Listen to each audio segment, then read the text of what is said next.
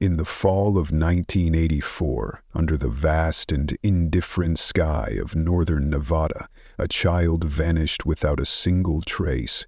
No shattered windows, no forced doors, just a humming tape recorder beside an empty motel bed. 9-year-old Benny Langage had simply ceased to exist. For decades, his disappearance was an open wound in the quiet town of Elko County, an echo buried in whispers, lost in the dust and dry wind. No answers, no suspects, just silence. That is, until Tyler Graves arrived. He wasn't a detective, not a psychic, just a man with a voice, a microphone, and a relentless obsession with stories that refused to stay buried. As the host of a niche true crime podcast, Tyler had traced dozens of cold trails, but something about Benny's case had clawed into his thoughts, refused to let go. Maybe it was the detail of the spinning tape recorder, or maybe the broken vent no one ever reported, or maybe it was that something in Tyler's gut told him Benny's story wasn't over. On August 4th, 2023, almost 40 years later, Tyler pulled into the cracked gravel lot of the Willow Pines Motel. The dusk painted the world violet, and the motel's once vivid neon pine tree buzzed feebly above, a flickering relic of forgotten summers. Moths circled it in chaotic spirals, as if summoned by secrets too heavy to die. The building looked as if it had given up the fight years ago. Stucco walls yellowed with age, numbers fading like memories. Room 104 waited in the far corner, crouched beneath a drooping awning and a single porch bulb that blinked like it was trying to forget something. Tyler silenced his engine. The only sound was the soft tick of his recorder, red light blinking in the dark like a warning. He spoke into the silence. Room 104, Willow Pines Motel. Field recording begins. Benny Langage case. Let's see what the walls remember. Inside, the front office smelled like dry coffee, wood polish, and time.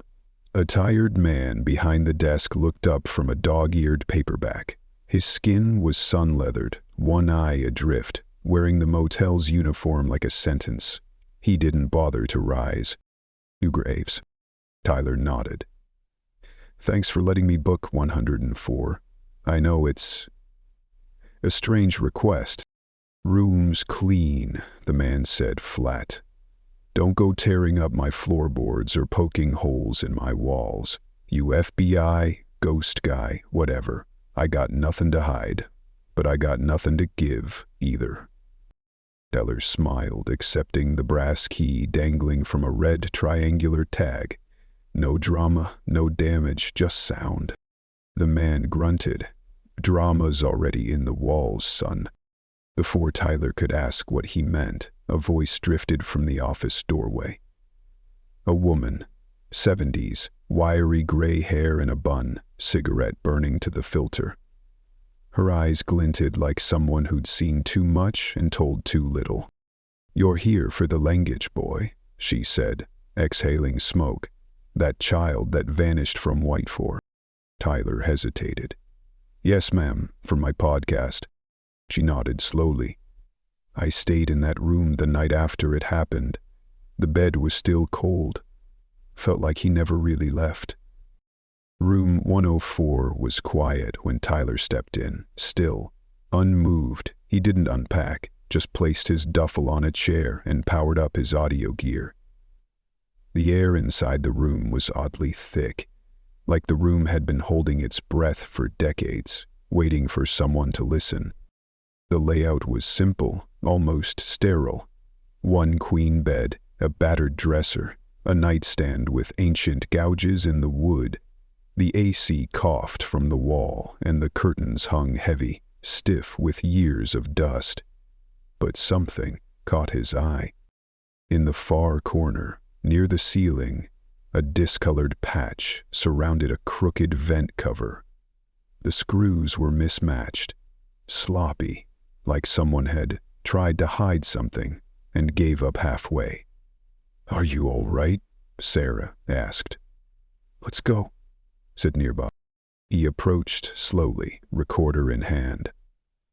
August 4th, 2023, room 14, visible vent, northwest wall, likely original HVAC installation, surface paint mismatched, possibly sealed and reopened at some point. He tapped the metal. It echoed, hollow, and then, just under the hum of the AC, he heard it. Click. Whir. Stop. Click. Whir. Tyler froze. It wasn't the building, not the AC. It was too rhythmic, too intentional, like something mechanical that was struggling to come back to life after being silent too long. He climbed onto the bed, gripped the top of the dresser for balance, and pressed his ear closer to the vent. That's when he heard it. Faint, distant. A whisper, not like a voice carried through walls, but one that was trapped in them. A child's voice. His stomach twisted. He pulled back, startled, dropping the recorder to the floor. The red light was still blinking, still rolling. Hands trembling, he slipped on his headphones and replayed the last 15 seconds. Click. Whir. Silence. Then, barely audible.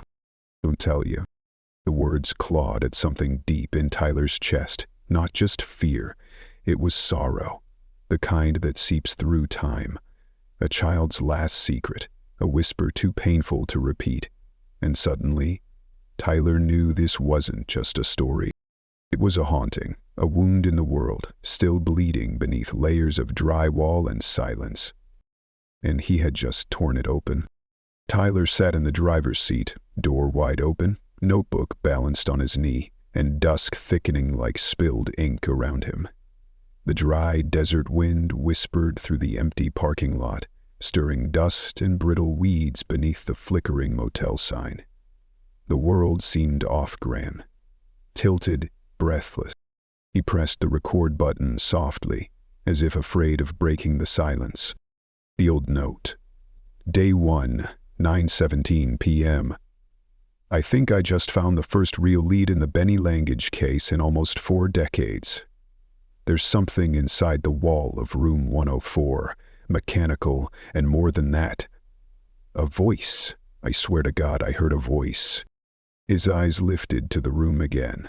From this distance, the vent was just a black shape against old drywall, but to Tyler, it had become a wound in the world, and something inside that wound wanted to be heard. He made a decision, quiet, certain. I'm going back in. Later that night, Tyler returned to room 104 under full darkness, tools zipped into a small pack. The manager hadn't answered his question about the vent. Neither had the woman who drifted silently through the parking lot like a remnant of the past. She moved like someone trapped between decades. Inside, the room felt heavier. He climbed onto the bed with a flashlight clenched between his teeth and unscrewed the last rusted fastener. The metal cover fell into his palm without resistance, revealing a narrow cavity choked with shadows. The smell hit immediately. Dust, stale metal, the scent of forgotten things. He reached inside. Something brushed his fingers, angular, brittle, tangled. A tug, a twist. It came free with a soft scrape. Tyler held it in the flashlight's beam, a cassette tape. Yellowed, warped, handwriting barely legible. Room 104. Do not erase. His hands shook. Back on the floor, he powered up the field recorder, inserted the tape. This wasn't something to analyze in a sterile studio. You listen where the ghosts still speak. He pressed play. Click. Whir. Then, static. Then, voices. At first, the sound was muddy, as though buried under decades of time. Tyler adjusted the EQ. Slowly, the words emerged. Child's voice, It's cold. I want the nightlight on. The man's voice, calm, rehearsed. You remember what we said about that, Benny? The night is just pretend. There's no light in pretend. A pause. Then the child again. Can I have my book? The man. We don't read in the princess room, you know the rules. Tyler froze. The man's tone was soft, but artificial, measured, deliberate, like someone repeating lines. The child, unmistakably Benny Langage, had a subtle lisp that matched old recordings from a 1998 press release. This was him. This was real. Then came the part that turned Tyler's blood to ice. I'll say it again, Benny. A whisper. This isn't real. The night is pretend. Louder. This isn't real. The night is pretend. This isn't real. The voice wavered. Breathing grew rapid. Tyler's gut twisted. This wasn't a lullaby. It was programming. The phrase princess repeated in Tyler's mind, colliding with dread. Benny was a boy. Why call it that? He fast forward. More static. Then a click. New voices. A second man. Amused. You're recording these now? The first man. In case he forgets. Sometimes he pretends to forget. That's risky. Not if you hide them right. I'll put this one behind the vent. Tyler slammed pause. Silence thickened. Even the AC had gone quiet, as if the building itself was listening. That line, behind the vent, confirmed it. These tapes weren't accidents.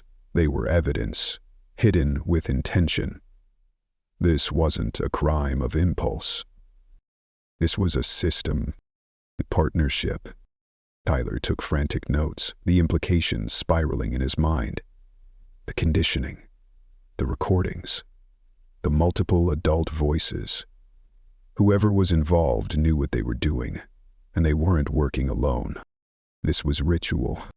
He shut the recorder off and stared at the screen, then typed one line into his podcast script draft. Someone recorded Benny Langage's captivity, and they left the evidence inside the room he vanished from. Sleep was impossible. At 1:12 a.m., a message pinged from Tyler's Patreon inbox. A longtime listener, username BeforeYouWake88, responded to his teaser episode posted hours earlier. If you're still in Elko County, check room 1052. I stayed there in '99. There's something in the wall between. Tyler sat bolt upright, heart racing. He'd read the stories years ago, buried in obscure forums and faded Reddit threads, scattered accounts of children waking up in motels with no memory of how they got there. Utah, Arizona, different states, same layout, same vents, same whispered voices. Was this bigger than Benny? He turned to look at the open vent again. It loomed like an eye, and the floor beneath it seemed darker than it should be, deeper. You remember what we said about that, Benny. The night is just pretend. But Tyler knew now. It wasn't pretend. It was real, and it was still happening. By morning, the cassette tape sat, rewound, like a loaded weapon on the dresser. Tyler had copied the audio to an encrypted server, with backups sent to multiple drives and cloud storage accounts. It wasn't paranoia anymore. It was survival. At dawn, he walked across the lot to the front office, bleary-eyed and hollow. Morning. He mumbled to the clerk, "Do you have any old guest records? Registries from the ADS, anything?" The man didn't look up. "You're trying to solve it, huh?" Tyler blinked. "Excuse me?" At the boy. "Room 104. That's why you're here. You think you're gonna crack it open with your little podcast?" "I don't know," Tyler said quietly. "I just want to find what the police missed." The man exhaled, then stood. For the first time, he looked directly at Tyler. Something old and tired burned in his eyes. "Come around back," he said. "I'll show you what's left." The back room smelled like time had rotted its corners. Mildew clung to the air, and oil seeped from boxes warped by decades of heat and neglect. Tyler followed the manager through the narrow space. Along one wall, ledgers were stacked like brittle bones, some collapsing into each other. A steel cabinet stood ajar, its contents marked with faded Sharpie labels. 1982, 1986, tax. Guests, A.M. My father kept everything, the manager muttered, running his fingers across the spines of crumbling binders. Even after computers came in, he said, paper can't crash. He pulled out one marked 1984, its surface dusty, its corners soft. You want room 104, start with October. Tyler sat at a folding table that wobbled under his weight and opened the binder to October. The air grew still, dense with anticipation and mildew. There it was. October 13th, 1984, room 104, registered to Mr. A. Shepard, paid cash, 2 nights, no address listed. That was the night Benny disappeared. Tyler's hands moved with urgency now. He flipped backward. October 12th, room 104, John H. Mills, cash, 1 night. Forward again. October 14th, room 104, unoccupied, police hold. October 16th, room 104A. Shepard again. Tyler stared at the looping cursive of the signature. Same name, same handwriting, same room. 3 days after Benny vanished. His throat went dry. Can I make a few photocopies? He asked. Machines busted, the manager said without looking up, but I don't care if you take photos. Tyler didn't hesitate. He snapped images quickly, labeling each one. Then a thought hit him, hard. He began pulling ledgers from earlier months, May, June, July. Each month the same pattern repeated.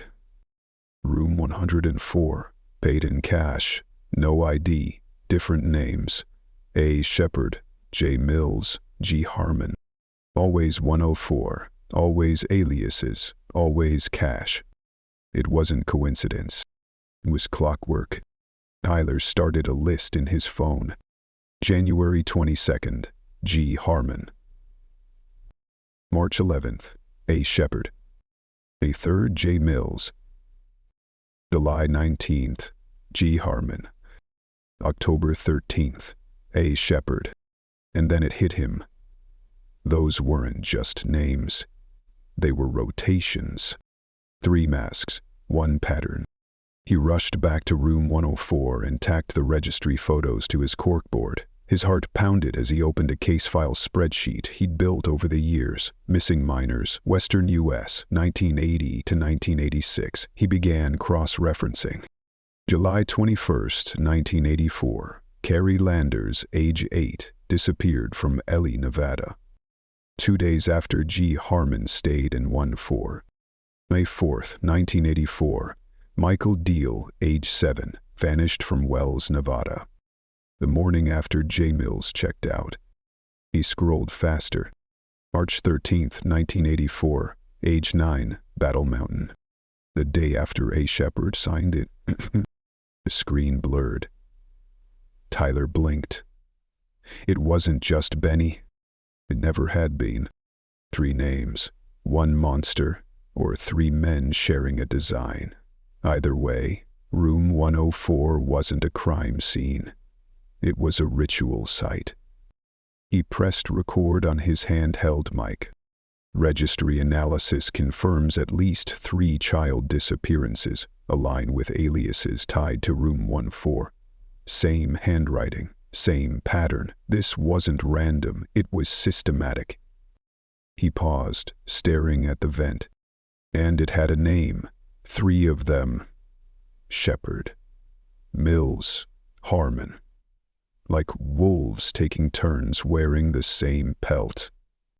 Later, at the Elko County Library, Tyler sat across from a young archivist named Mira. Her badge glinted in the fluorescent light as she handed him a thin folder labeled Willow Pines Permits, Incidents. Inside, he found pages of permits, inspections, and typewritten reports. Then, one stood out. 1982, permit filed by Paul Harkner for wall repair in room 104. At Key Fisher, the name hit Tyler like a gut punch. Paul Harkner, the former youth pastor from Camp Reverence in Spring Creek, died in 1995. Hiking accident, or so they said. Tyler remembered whispers, former campers accusing him of emotional manipulation, strange behavior. No charges filed, nothing proved. But Tyler knew that voice from the second tape. Not if you hide them right. I'll put this one behind the vent. And he'd signed the permit under his real name. Arrogance, or certainty he'd never be caught? Tyler looked up. Do you have photos of Harkner from the ADS? Mira's eyes narrowed. Why? Because I think he was here, often. That evening, Tyler returned to the motel and stared at the vent. The pieces were aligning now, like teeth in a mouth slowly opening. The aliases, the ledger, the permit, the children, and the second cassette. He pulled it from behind the wall. It was scratched, darker, unlabeled except for a red ink 2 scrawled on its side. Shoreline Audio, Carson City. He slid it into his recorder. Man's voice. Still not sleeping, still crying at night. Second man. You're talking too soft. Move the mic closer. First man. This isn't for broadcast. Second man, laughing. Then why are we recording? First man. To prove he breaks the rules. Then, a child's sob, fragile and hopeless. First man, harsher now. You can't cry in the princess room. That's not how the story goes. What do we say when we're scared? Child whispering. The night is pretend. Second man. He sounds like he's ready. Film him tonight. Tyler paused the tape, his stomach twisted. This wasn't just about recordings. This was about distribution. About a system far darker than he'd feared. He hit play again. Second man coldly. If you delay again, I'll move him to Echo Rock. There are others waiting. First man quieter. He's not ready. That's the last step. Then silence. A new segment began. Child, calmer now. I was good today. First man. Yes. You earned a story. Child. What kind? First man. One about the world ending. Tyler's blood ran cold. This wasn't discipline. It was psychological warfare. Isolation. Indoctrination. Echo Rock. A place. Or a code. Either way, it was the final destination. He took frantic notes. Later, a lead brought him to the home of Marianne Lalise, daughter of the motel's original owner. She lived alone on a dusty lot off Route 229, surrounded by wind chimes made of bottle caps and broken spoons. She met him at the door, mug in hand. You're the podcast man, she rasped. Inside, she lit a cigarette with hands that trembled slightly. The house was shadowed and still, heavy with old grief.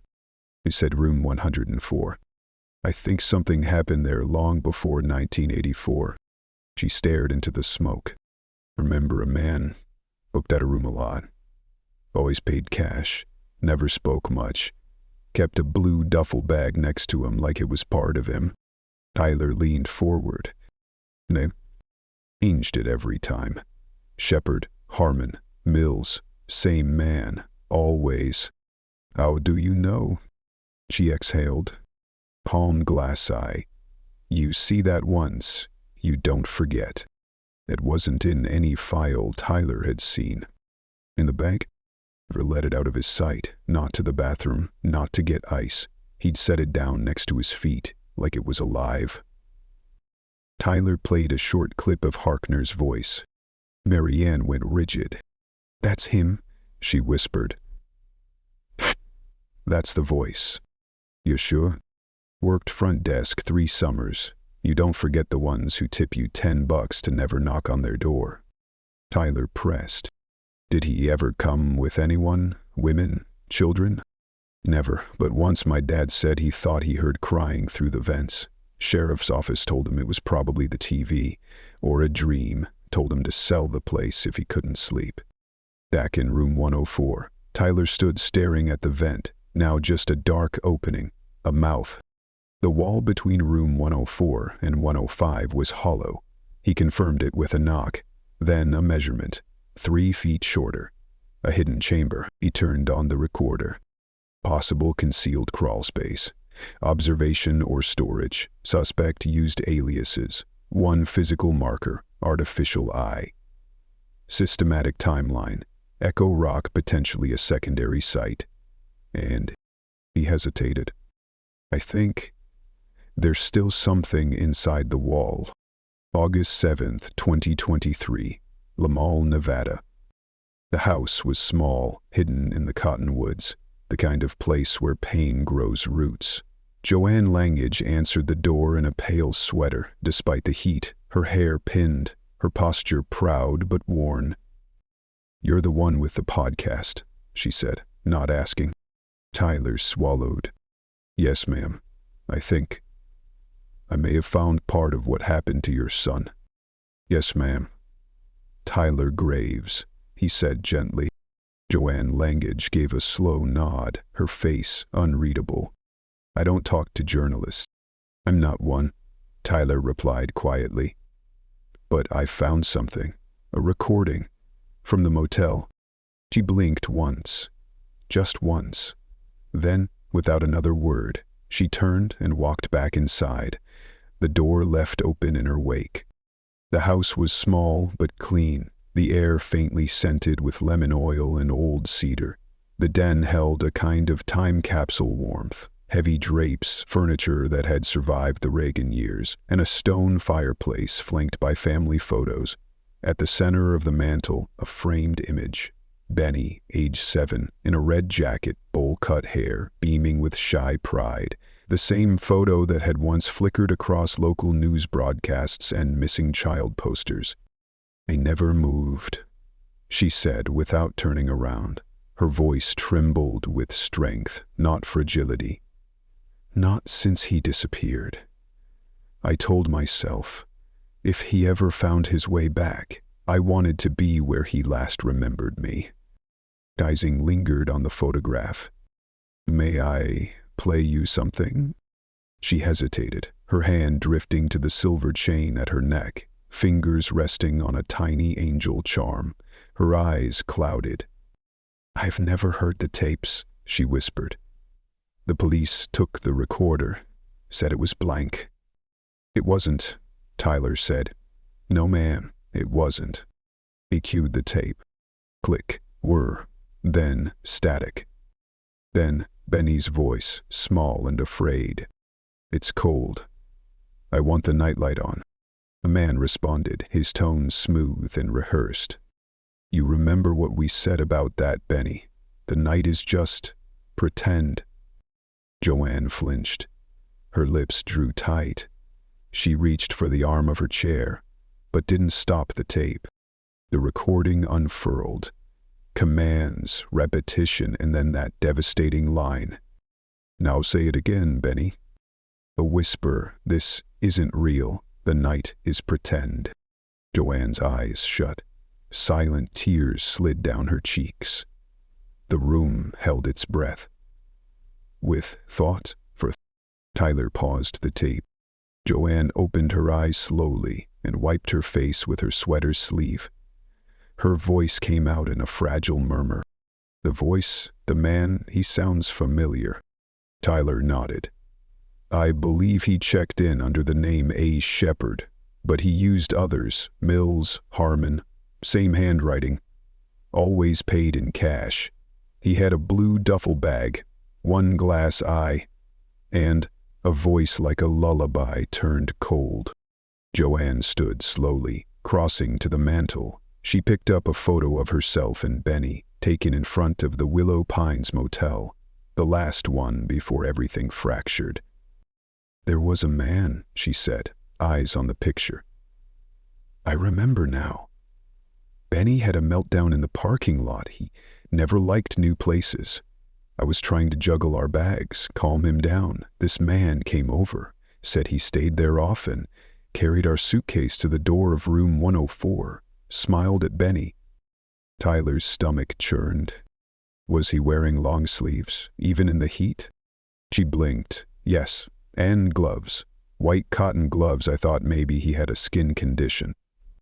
Tyler asked gently, "Do you remember how he smelled?" Joanne's expression shifted. Recognition. Horror. Lemon. Bleach. It was sharp, like hospital soap. I remember because it made my eyes water. Tyler showed her a press photo of Reverend Paul Harkner, 1983, smiling in his collar, eyes blank with something deep and unspoken. "That's him," Joanne said after a beat, "or someone who looked and talked just like him." "You're sure?" "I'm sure because after Benny went missing while the police were in our room, that man came back, stood across the parking lot, just watched, hands in his pockets, didn't say a word." "Did you tell the police?" She laughed, bitter, hollow. "They said I was in shock, that I was confused, a hysterical woman. They dismissed me like static." Later, in her backyard, Joanne stood near the clothesline, sheets fluttering like ghosts in the wind. Tyler stood beside her, recorder in hand. "I tried everything," she said. "Psychics, billboards. I paid a man in Reno to douse with a pendulum. But I never left this house. I always knew he was still out there." Tyler hesitated, then carefully. "I saw a case, not in London," he'd said. "More like a fake. There has been more tapes. It was more. Lots. Example like a second location. Joanne turned, her face tight with anguish. "Process. They called it the princess room," Tyler said, even though Benny was... Her expression crumpled. "He used to dress up. He loved costumes, capes, hats, anything pretend. One week he called himself Captain Butterfly. I never corrected him. I never wanted to shame him." "You didn't," Tyler said firmly. "You protected him. He was targeted. You both were." Before he left, Joanne handed him a cardboard box. "It's all I have left. His drawings, some tapes, things I couldn't bear to throw away." At the top, a small red cassette, in Benny's handwriting. "For Mom. Room 104. Tyler's hand shook as he picked it up. The next day, room 105 was under renovation. The door stood ajar, held open by a cinder block. The air inside reeked of sawdust and paint thinner. No workers yet. Tyler set down his pack and walked to the wall. The wall. He knew where to look now. The measurements didn't lie. He knocked. "Hollow." He used his stud finder to ping. Then a 36-inch void. Human-sized. He pried open the drywall. Old insulation crumbled away, revealing a sealed wooden panel. Newer wood, brass nails. He opened it. A narrow cavity behind. Dust and silence. Inside, a child-sized cardboard box, water-stained. Tyler pulled it out, breath caught in his throat. Inside, folded paper, a note sealed with Scotch tape. "For Mom, from Benny." He opened it with trembling hands. "Dear Mommy, it was good today. I didn't cry, I didn't scream. I did the trick, I said the lines and didn't mess up. He says we can go to the store soon. He said I could pick a new toy if I stop asking about home. I'm scared, but I'm trying. I know you're looking for me. I tried to yell, but the wall is thick. I think it's made special." The other man told him to make it thicker this time. He said, no mistakes like Utah. There is a light in here, and a bear. I named him Cactus. I tell him about you. Please find me. I'm right next to the room. I can still hear the TV sometimes. I can hear footsteps. If you knock on the wall, I will knock back. I love you. Benny. Tyler didn't realize he was crying until his tears spotted the paper. Later, deeper in the cavity, he found more. 3 cassette reels, 2 cracked, 1 intact, a child's red sock, and tiny scratch marks along the wood, parallel, fingernail deep. A silent scream preserved in splinters. Back in his car, he recorded the summary. The wall between rooms 104 and 105 hides a 36-inch cavity. Found inside, letter from Benny, reels, child's clothing, signs of confinement, likely used for punishment, control, or both. The princess room wasn't fantasy. It was compliance. A script, silence disguised as safety. At the library the next morning, Tyler scoured microfilm. He didn't search for headlines. He searched for gaps. Forgotten names, children who weren't abducted. Because no one ever looked. 9 names. 9 bookings to room 104. Only 3 had ever made the news. The rest, silenced, disappeared between counties and calendar pages. It wasn't a spree, Tyler whispered. It was a schedule. Through a contact in Reno, Tyler found her, Anita Marquez, now 44, preschool director. In 1986, she was nearly taken from a rest stop off I-80. The file had been buried. She agreed to a Zoom call. You're the 3rd person to ask, she said, but you're the first with facts. Do you remember what he said? Anita looked away. He told me, the night is pretend. You'll wake up in a better world. Same phrase. Same script. Did he mention a room, something called the princess room? Anita froze. Yes, he said. You'll get to stay in the princess room tonight. We saved it just for you. Later that evening, Tyler slid the intact reel into a refurbished player. Static. Then music. You Are My Sunshine. Warped, broken. His voice. Smooth, kind, monstrous. Volume 41. Carrie, can you hear me? You were very good today. A child's voice, barely a whisper. I want my mommy. And the man again. The tape clicked. And Kyler knew. This wasn't just history. It was still out there. And somewhere. So were the rest. Final script. Echoes from room 14. Epilogue. The tape whirred, and the child's voice trembled.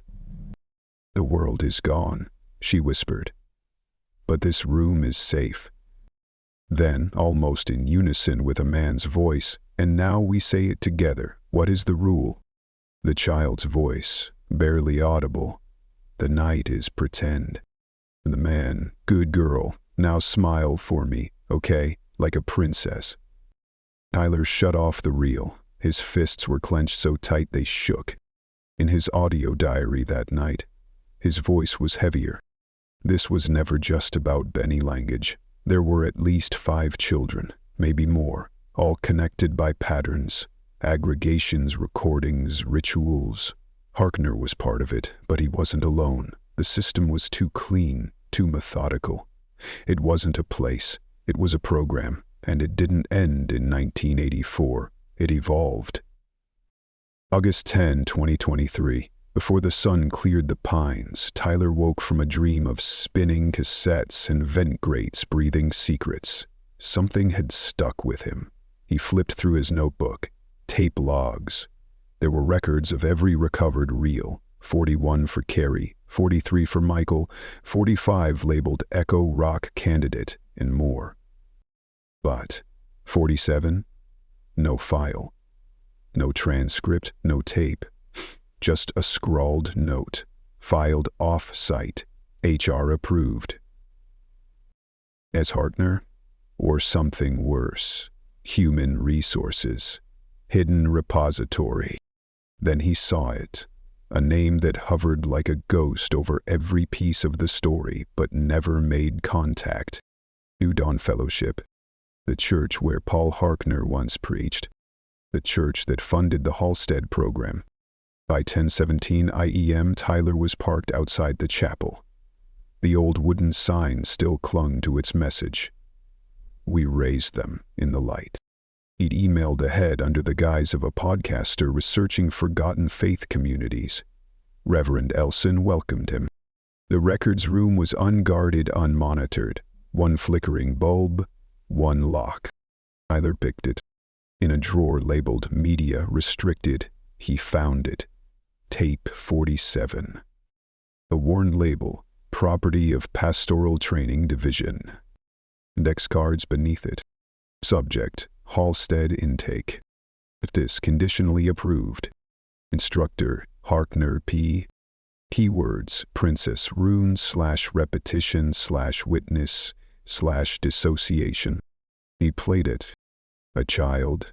I don't want to look. Please stop. The man. Look at the picture. Just look. That's the rule. Child. Why is her face gone? Man. Because you erased it. That's what we do in the princess room. We take away what hurts. Then a different voice. Harkner. He's progressing. Signs of compartmentalization, low attachment. Suggest phase 2. Another voice. A woman. What about the girl? The one from Nevada? Discarded, too much memory.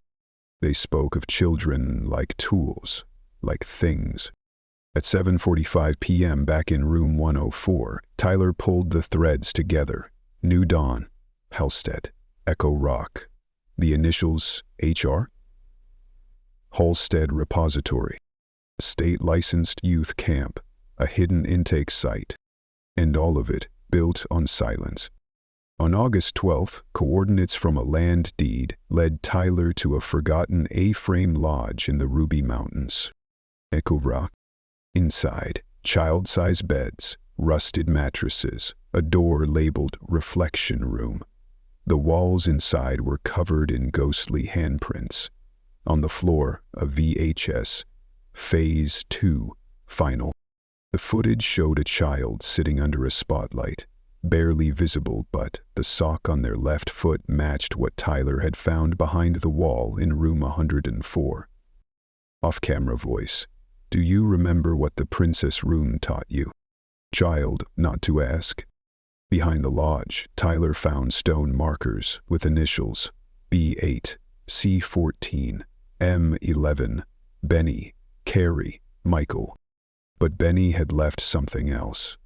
In a tin box beneath his marker, a drawing of a winged stick figure with a red balloon. Scrawled in crayon, I'm still here. Tyler's final note from Echo Rock. This wasn't punishment. It was transformation. The princess room taught them to forget. Echo Rock finished it. But Benny remembered. He held on, long enough to draw. Long enough to warn us. Back at Willow Pines, the motel clerk handed Tyler a package. No postage. No name. Inside. A mini DV tape. A photograph of Tyler asleep. A note. You've gone far enough. Stop digging, podcast boy. The photo was time-stamped 3 hours earlier.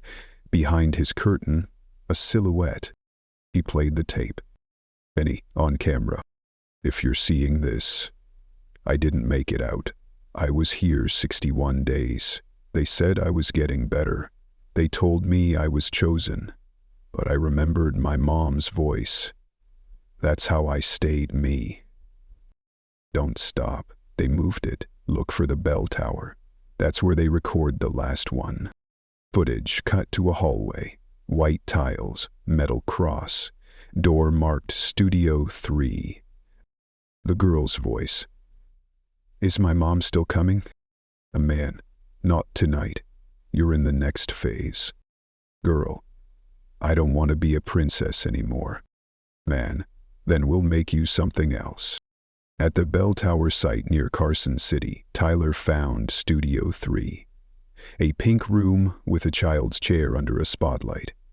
Files, photos, a tape still recording. The walls were decorated with animated furniture. He played it. Subject 52 failed compliance, emotional resistance observed. Transfer to phase 0. A whisper followed. I can see you behind the glass. Etched into the bell, she who forgets survives. But beneath that, in jagged scratches, don't forget me. Final audio log. Echo Rock was phase 2. Studio 3 was phase 3. Phase 0? We don't know yet. But it means the program lives on, somewhere, hidden, watching. August 12, 2024, Brooklyn. 1 year later. Tyler sat in a rain-lit studio, a mic glowing red. The podcast had gone viral. National, then dangerous. New Dawn dissolved. Echo Rock seized, but no arrests, no names. Just whispers. One listener claimed to be Subject 52. She vanished after episode 9. Tyler leaned forward. This is Echoes from Room 104. Season 2 is coming, but tonight is something else. A question, a warning, a key. He placed it on the table. Brass. Worn. Room 106.